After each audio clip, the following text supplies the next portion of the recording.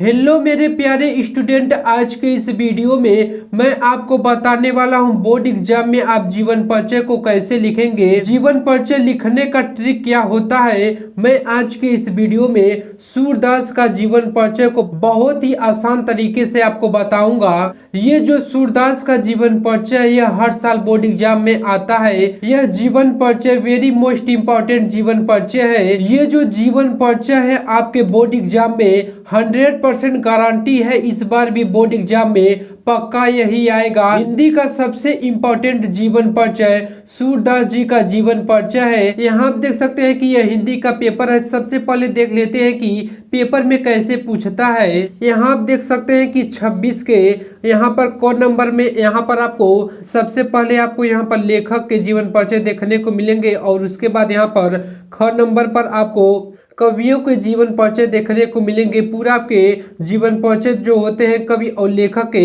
10 number के होते हैं। यहाँ आप देख सकते हैं कि कवि के जीवन परिचय में यहाँ पर तीसरा नंबर क्वेश्चन में महाकवि सूरदास जी का पूछा। यह हर साल पूछता है, यह फिक्स होता है, तो मैं आपको बहुत ही अच्छे तरह से बताऊंगा। ये आपके 5 नंबर के जीवन परिचय होते हैं। तो यहाँ आप देख सकते हैं कि मैं आपको सूरदास का जीवन परिचय बताने वाला हूँ। तो यहाँ पर सबसे पहले आप जीवन परिचय का हेडिंग डालेंगे, इसे आप अंडरलाइन करेंगे, आप इसे काली पेन का यूज करेंगे। उसके बाद आप पेज के राइट साइड में एक फ्लो चार्ट बनाएंगे या इस तरह से एक वर्ग बनाएंगे। इसमें आप सबसे पहले आप सूरदास जी के जन्म लिखेंगे, इसे आप काली पेन से लिखेंगे। जिस तरह से हमने काली पेन का यूज किया है आप उसी तरह से काली पेन का यूज करेंगे। जहां पर हमने नीली पेन का यूज किए हैं आप इसी तरह से नीली पेन का यूज करेंगे।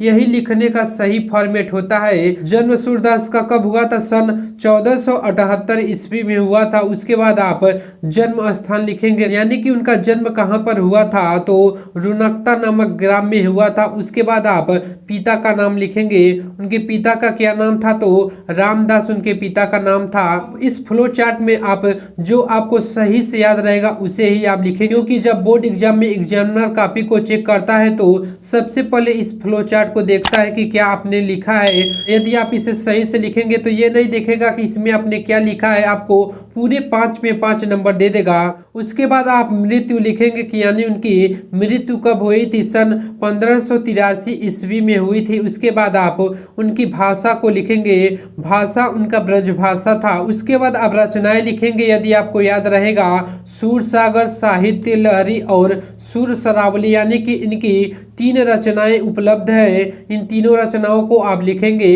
जरूरी नहीं है कि आप तीनों को यहाँ पर लिखें, 1 या 2 भी लिख सकते हैं। उसके बाद यहाँ पर आप जीवन परिचय को इसी फ्लो चार्ट के माध्यम से यहाँ पर आप लिखते चले जाएंगे। कैसे लिखेंगे, कौन सा ट्रिक लगाएंगे कि आप आसानी से बिना याद किए भी लिख सकते हैं। बस आपको इतने चीजें को आपको याद करना रहेगा। मैं आपको इतने आसान तरीके से बताऊंगा कि सीधे आपके दिमाग में बैठ जाएगा। उसके बाद आपको कोई भी वीडियो देखने की आवश्यकता नहीं पड़ेगा। उसके बाद आप जीवन परिचय में लिखेंगे सूरदास जी का जन्म सन 1478 ईस्वी में वैशाखी शुक्ल पंचमी संवत, यानी कि संवत में 1535 ईस्वी में आगरा मथुरा मार्ग पर स्थित रुनकता नामक ग्राम में हुआ था। यानी कि सूरदास का जन्म 1478 ईस्वी में हुआ था। और यहाँ पर आप कोष्टक में वैशाली शुक्ल पंचमी संवत, यानी कि संवतः कुछ विद्वानों का मानना है कि 1535 ईस्वी में हुआ था। जरूरी नहीं है कि आप इसको लिखें, यदि आपको याद रहेगा तब लिख देंगे। उसके बाद आगरा मथुरा मार्ग पर रुनकता नामक ग्राम पर हुआ था। यहाँ आप देख सकते हैं कि हमने जहाँ पर काली पेन का यूज किया है आप काली पेन का यूज करेंगे। यहाँ पर उनके जन्म और ग्राम के नाम को आप काली पेन से लिखेंगे।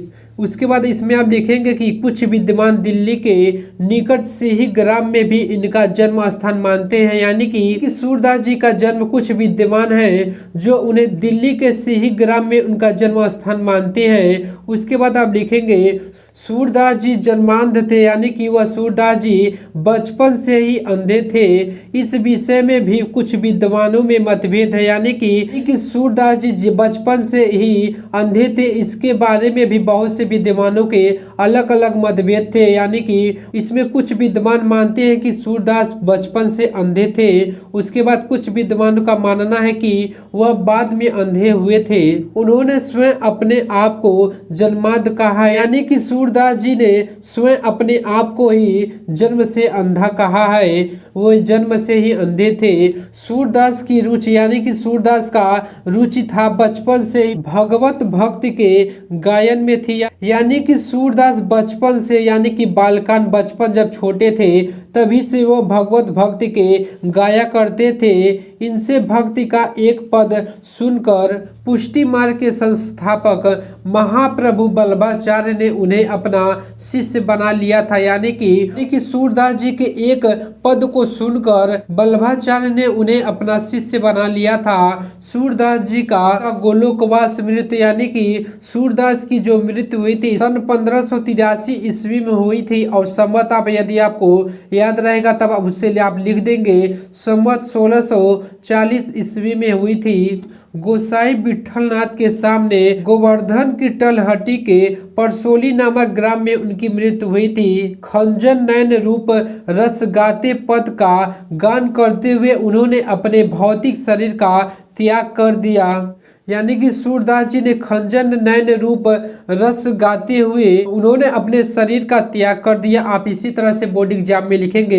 एक टॉपर इसी तरह से बोर्ड एग्जाम में लिखता है। उसके बाद इसमें एक सबसे मोस्ट इम्पोर्टेंट होता है कि रचना। यदि आप रचनाएं को नहीं लिखेंगे बस आपको 3 नंबर मिलेंगे, 2 नंबर के रचनाएं होती है। यानी कि आपको जीवन परिचय और रचनाएं को मिलाकर आपको पूरे 5 नंबर मिलते हैं। यही मिस्टेक सारे स्टूडेंट करते हैं, लेकिन एक टॉपर स्टूडेंट ऐसी गलती नहीं करता है। उसके बाद आप रचनाएं का हेडिंग डालेंगे, उसे आप अंडरलाइन करेंगे। इसमें आप लिखेंगे महाकवि सूरदास की निम्नलिखित 3 रचनाएं ही उपलब्ध है। यानी कि महाकवि सूरदास की 3 ही रचनाएं उपलब्ध है। सबसे पहला नंबर है कि सूर सागर, दूसरा है कि साहित्यिक लहरी, तीसरा सूर सरावली है। आप इसी तरह से लिखेंगे।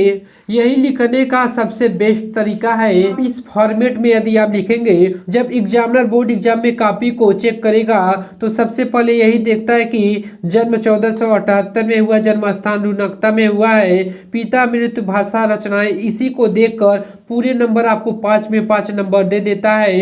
ये नहीं पड़ता है कि इसमें आपने क्या लिखा है। इसी तरह से आप बोर्ड एग्जाम में लिख कर आएंगे। यदि वीडियो पसंद आए तो वीडियो को लाइक, सब्सक्राइब और ज्यादा से ज्यादा अपने दोस्तों के पास शेयर करें। मिलते हैं नेक्स्ट वीडियो में। जय हिंद, जय भारत, वंदे मातरम।